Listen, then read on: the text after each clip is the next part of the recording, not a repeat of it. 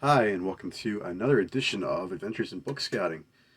This episode coming right on the heels of the previous one after I had taken my time to get the fourth one out. But this is number 5 in the series, and I suppose the occasion for me wanting to record today was that I make my best sale of the year overnight. Um, I wake up this morning and I got a sale for $900. Um, and it's a set of books. So it's a very large set of books. I should hasten to say, or hasten to add. Uh, After the fees, it was sold on Amazon. So after the 15% that Amazon takes, and then quite a bit will be lost in the shipping. So I'm going to get under $600 when it's all is said and done. But still, pretty happy with that. This was one of the Civil War reference sets I mentioned, the Civil War collection from Queens, New York, in the previous episode, and today was the day. I've had these books for a year.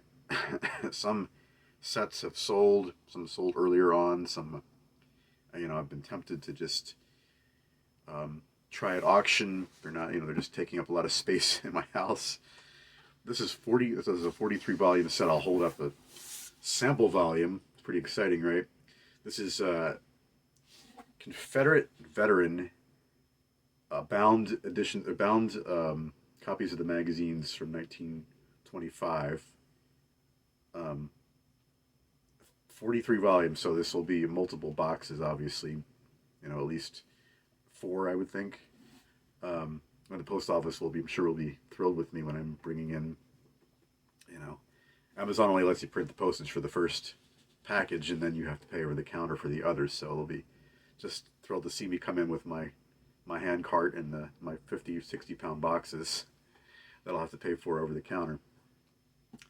But obviously that's worth noting. And every day you see get a sale for this amount, and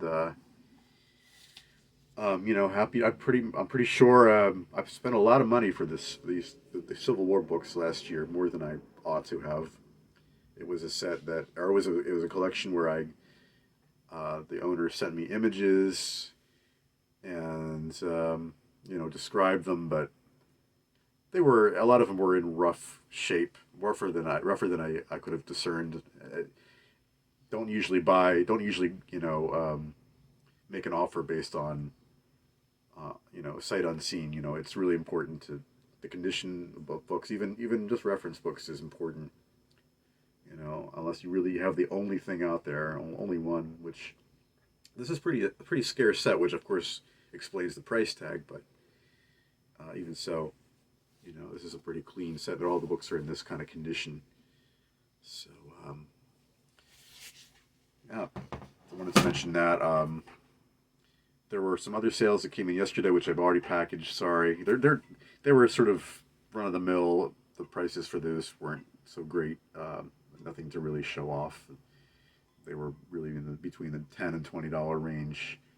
But then a few more came in overnight, so I can share with you. One of them is a book I highlighted in the previous episode as a book that I just found recently at a bag sale, The Wind in the Willows, illustrated by Tasha Tudor. And it sold. Actually sold last night for $50 on Amazon. So there you go. I think that highlighting some things seems to have been pretty good luck, although maybe it's just the average. Some things go, sooner than later, and quite a few items that I have shared on the program have already sold. I probably can't remember every single one, but I know for sure there was the Folio Society one from the Spanish Inquisition, which I showed on the first episode, and that sold. The John McPhee Oranges book sold. The Great Books of the Western World, that's a set that sold last week for me for $300. I was pretty happy with that, even though I'm, again, losing a lot on the shipping.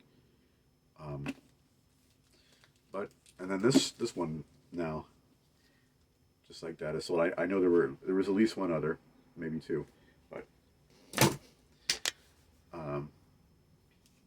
let's see.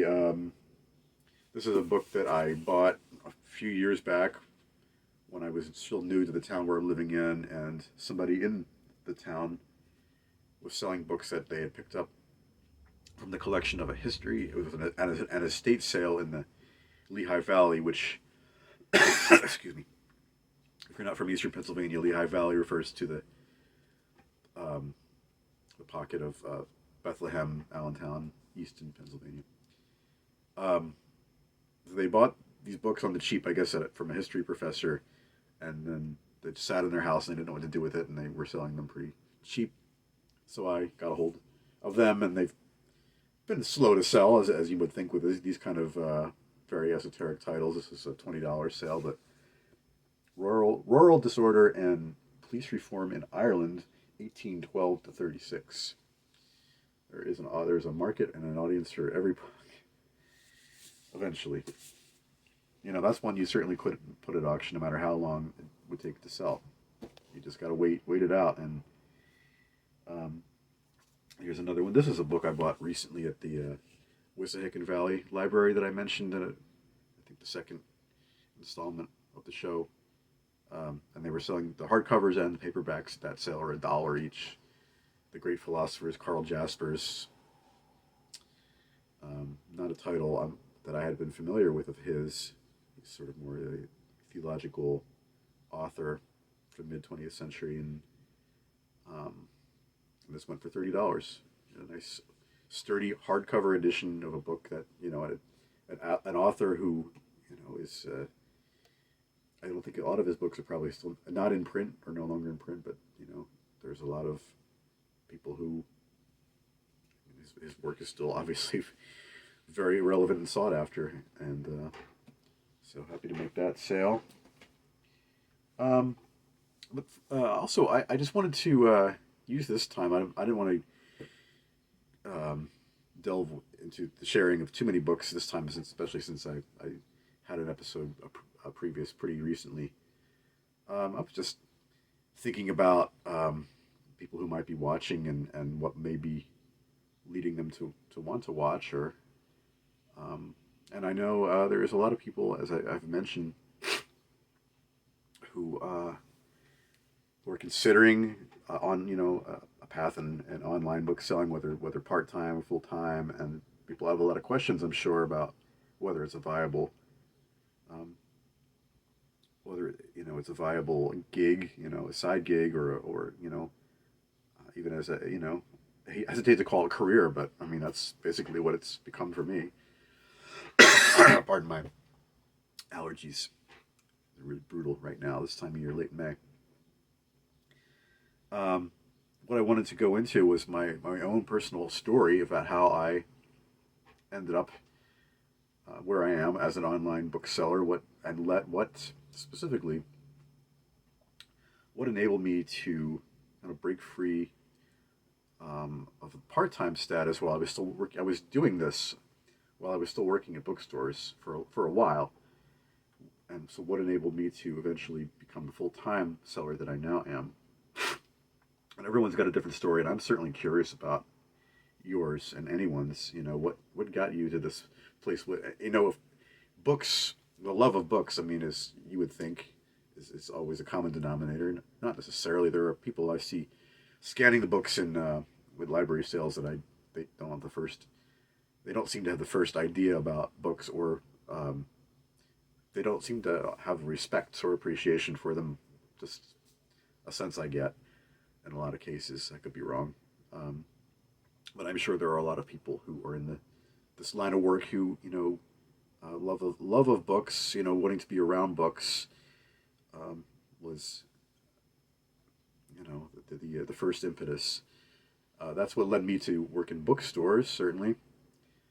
So after my second year of college, I was intending to transfer elsewhere, and I lived at home, and I worked 2 or 3 jobs at once, just trying to store up funds. This was the mid-90s. College wasn't quite as prohibitively expensive as it is now, but the place I had in mind was one of the more expensive schools. Um, it didn't work out due to some miscommunication about financial aid, and after 2 years of trying and not wanting to deal with any more setbacks and feeling disillusioned, I just sort of shut the door on college at that point and moved from Philadelphia to Boston.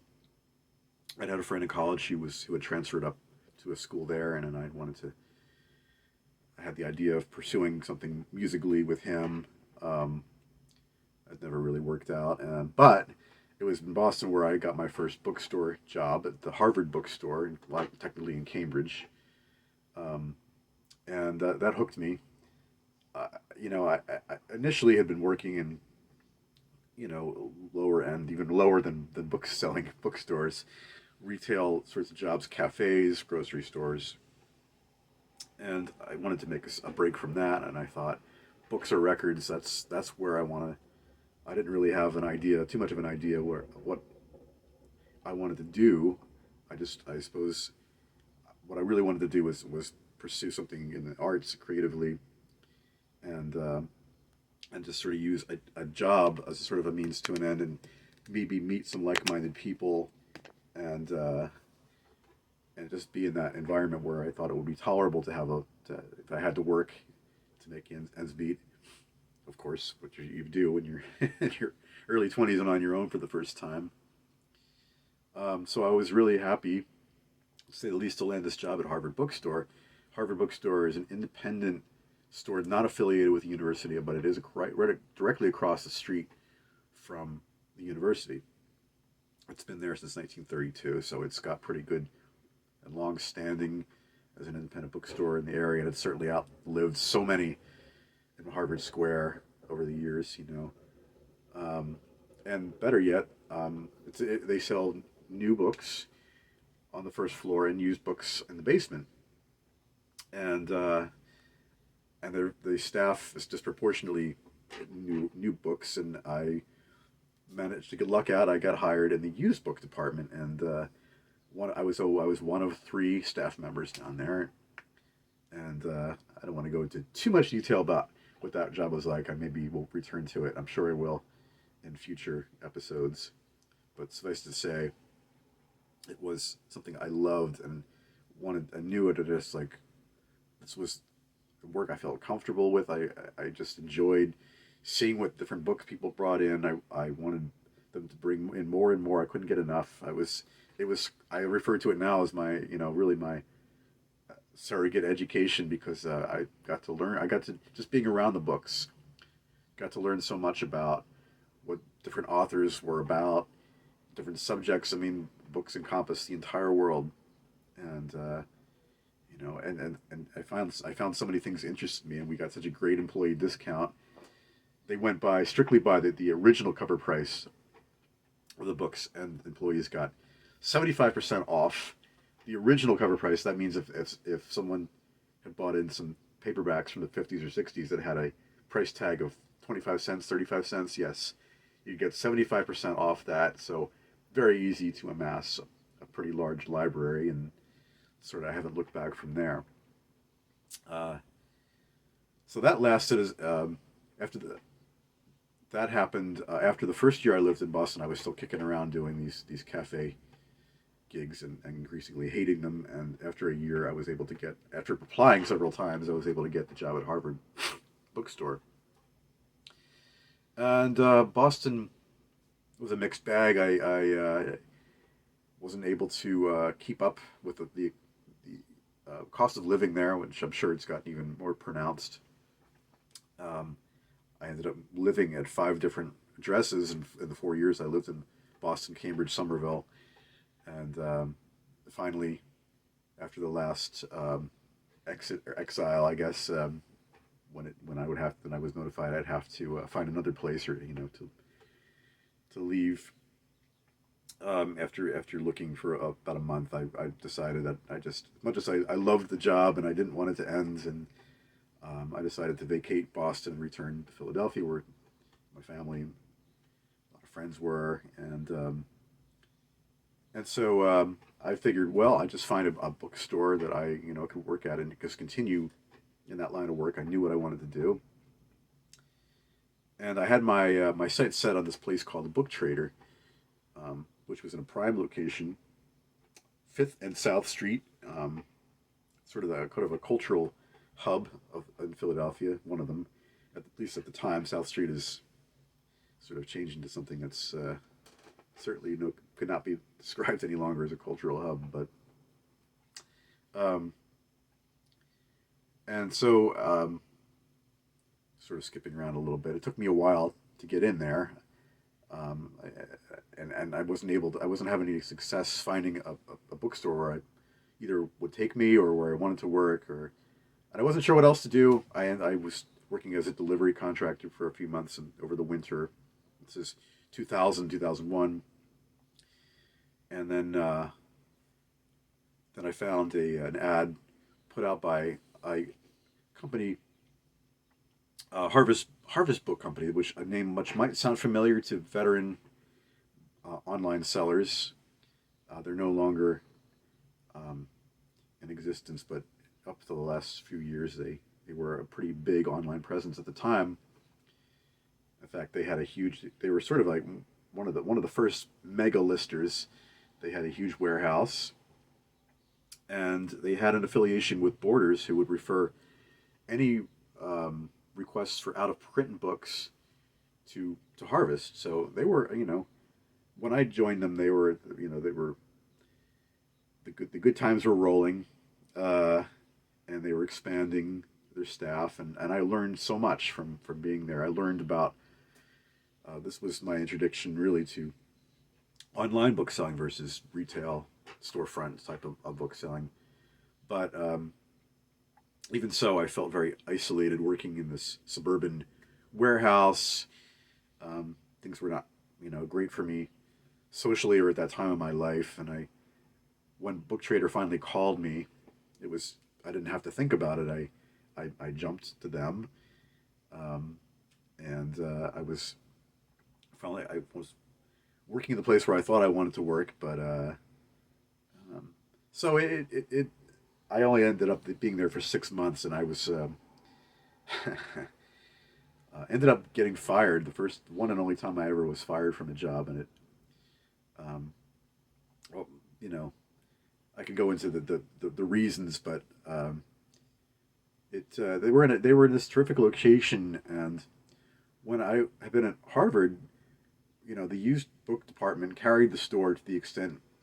I mean, when I say carried, I mean their profit margin was so far and above the best for and the store was so reliant on the business that we did down in the basement. Excuse me. That they left us alone down there. There was really no interference, and it felt like just sort of like running our own bookstore. And we took pride in it. I certainly took pride. There were days, honestly, I opted to stay after my shift ended to get the work done because that's how much I grew to care about the shelf, the the store, and I wanted to get things. I wanted to make sure everything was shelved and in order, and that's how much I just and I knew at the time I was never going to have a job where I feel this way about again, but it turned out to be definitely true. So the Book Trader was a place where I felt frustrated because it was in a prime location, but it was run, in my opinion, very poorly.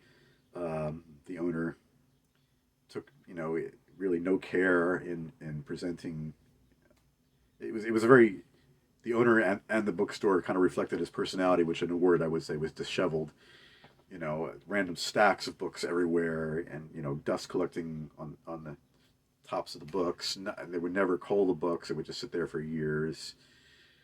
And when I had in mind to do what I could to, I would in my mind improve some of the sections and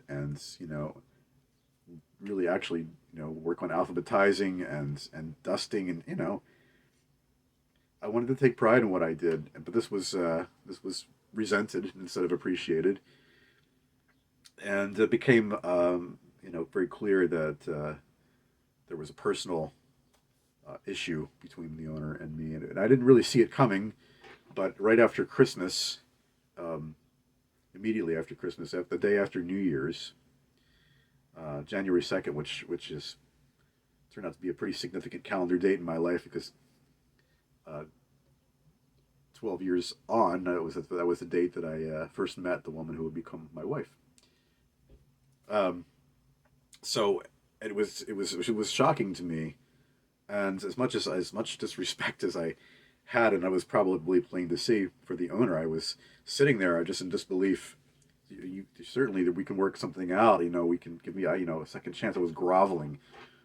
I had no idea what to do next. I never thought it would end up that way, and so I'm giving you all this pretext to say, well, this is in the first instance of how I ended up made the leap. I was sort of sort of forced into it.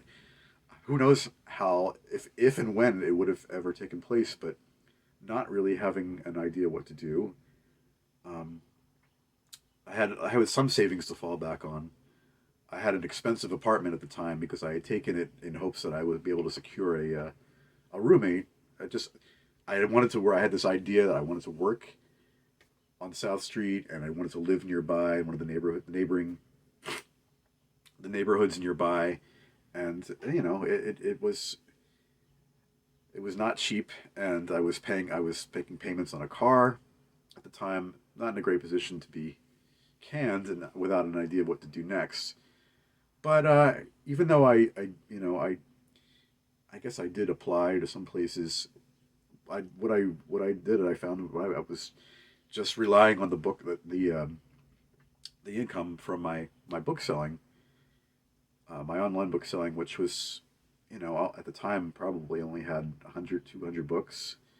Um, but as I was free to go to sales and acquire more, the business improved to the point where I realized that, it slowly dawned on me, maybe this was a blessing in disguise. This was becoming something I could consider viable. Um, and so for, I believe, 8 or 9 months of 2002, this was my first foray into being completely independent and relying entirely on my income, my online book selling income. And I was still scouting. I was driving up back to Boston or to Cambridge to Harvard Bookstore, selling them books.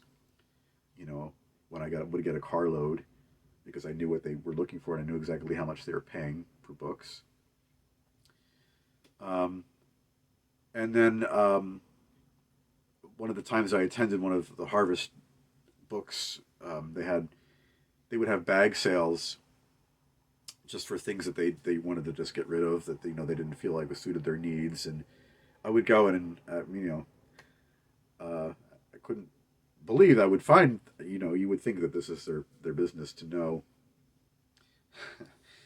uh, to catch things that were valuable, but I would invariably find things that had an online value. And in any case, one of the times I went back, the owner who I previously worked for asked me if I'd be interested in returning on a part-time basis, which I agreed to, and I ended up doing that, working part-time.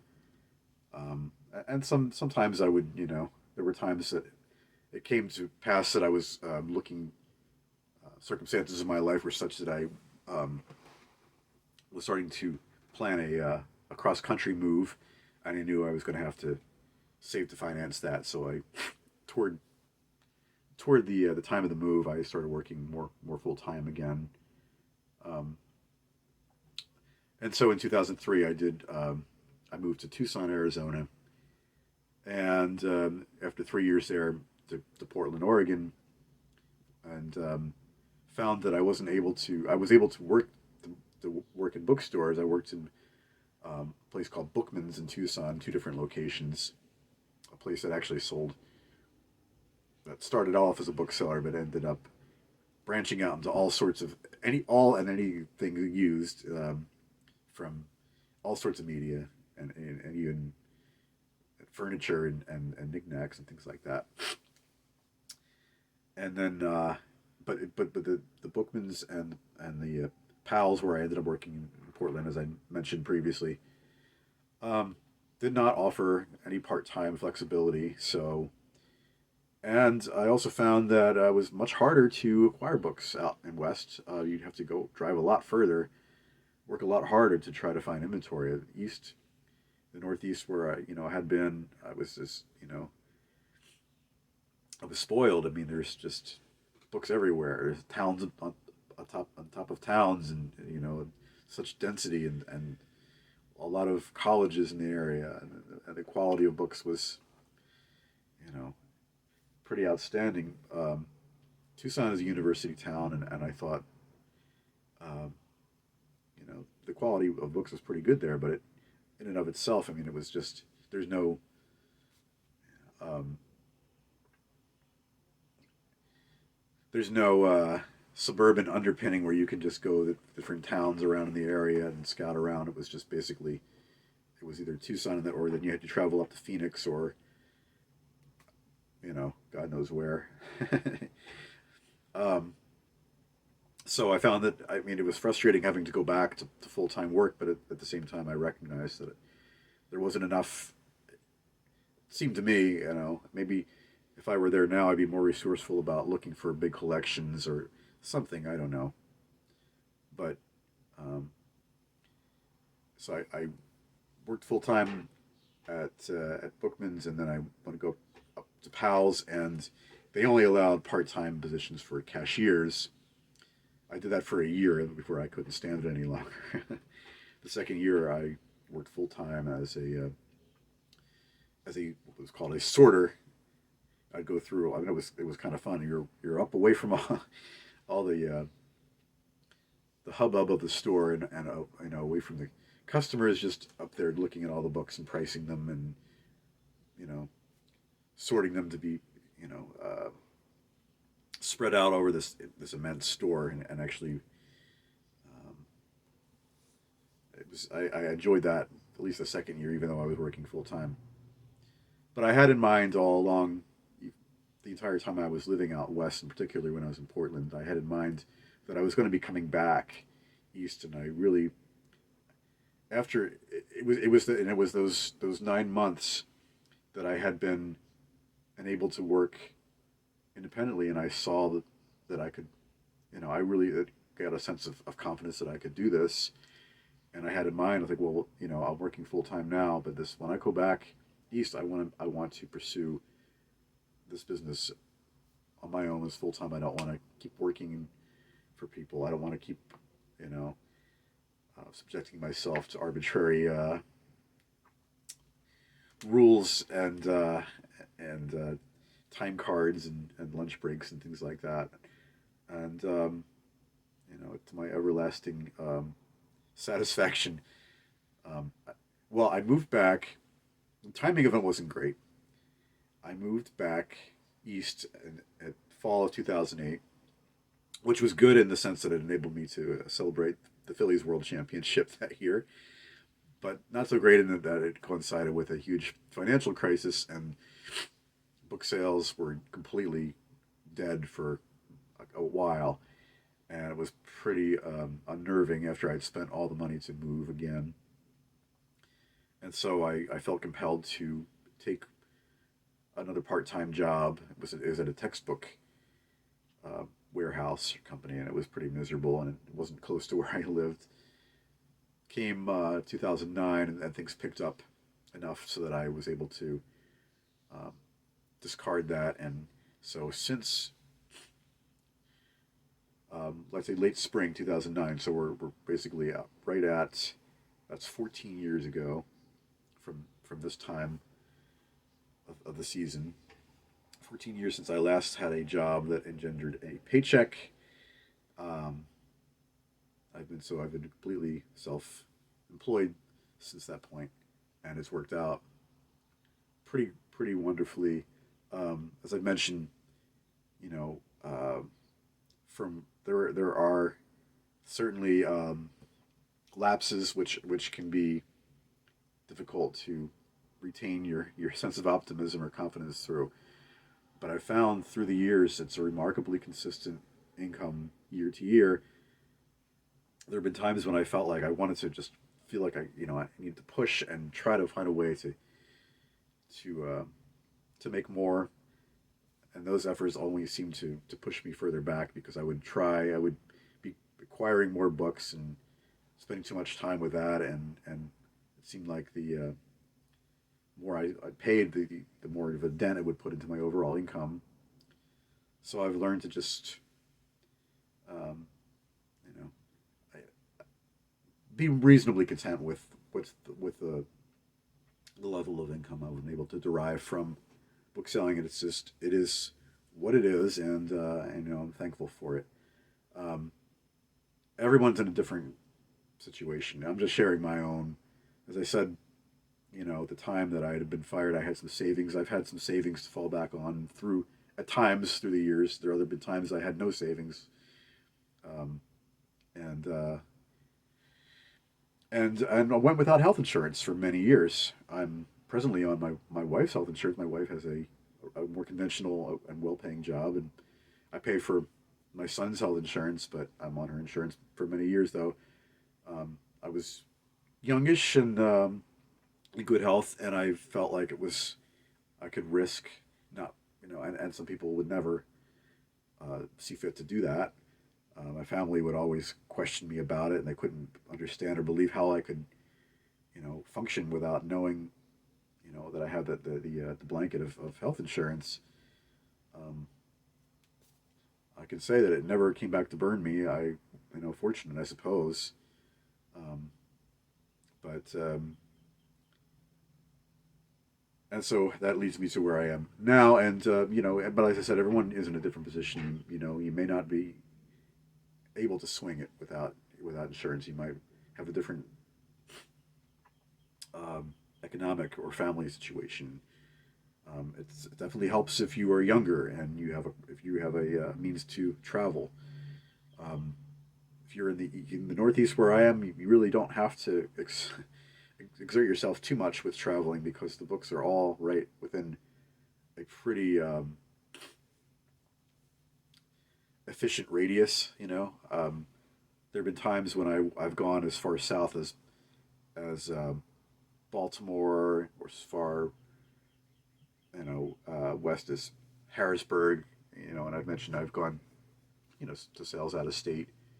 Um, but more and more as I'm getting larger collections, the need for that has been reduced to the point where I'm just not. I don't even really even go out to Lancaster, which is about an hour west of me anymore. Um, and the furthest south I'll probably go is around Wilmington, Delaware, and I wouldn't even consider going uh, really to North. Well, I made some. I bought some collections in North Jersey and New York, but to go to a book sale, I mean, I've done it in the past, but no longer. I just don't have the need to go out that far. Basically, everything is there within an hour, so I'm not, you know, um, breaking down my vehicle too much. And excuse me again. So that's um, another long installment, but I hope that um, maybe some relevance to someone who might be watching, who might be considering making the leap, and I just wanted to share my story of how it was done sort of for me. I was sort of goaded into it, and once I saw that I could make it work, I kept it in mind, even though it wasn't there were many years after my initial foray into independent selling when I had to work for being in a different location primarily, but I kept it in mind, my experience through all that time, that I wanted to pursue it against when I went back east, and it sort of informed my thinking, and it turned out to be it turned out to be something I was right about, and and so I never able to never have to look back. Um, I certainly hope that it's just hearing someone else's story is if it can give anyone even the slightest bit of insight or perhaps confidence in the viability of you know doing this on some capacity, working as a online bookseller or a book scout, part time or full time. At least I can relate my own success story with it. Um, so, but I feel like if I've rambled on far too long as it is, I appreciate you hanging in there. If you've made it all this way, very few I know. Just looking at the analytics on YouTube, very few make it past the first few minutes. So, if you're one of those people who who are stuck in there and listen to this all the way through, thank you. I'd love to hear your own stories and just sort of forge communication with other booksellers or people who are considering getting into book selling about any questions you might have and or alternate perspectives you might have. I don't want this to be sort of done in a vacuum. So, but and again, thank you for watching. If you're a subscriber, again, much appreciated. If you are considering becoming a subscriber, please do, and or to give it a like or just a comment. My name is David. If I hadn't already said that, the program or the channel is Adventures of a Book Scouter, and I'm going to sign off for now and talk to you down the road after some further adventures have transpired.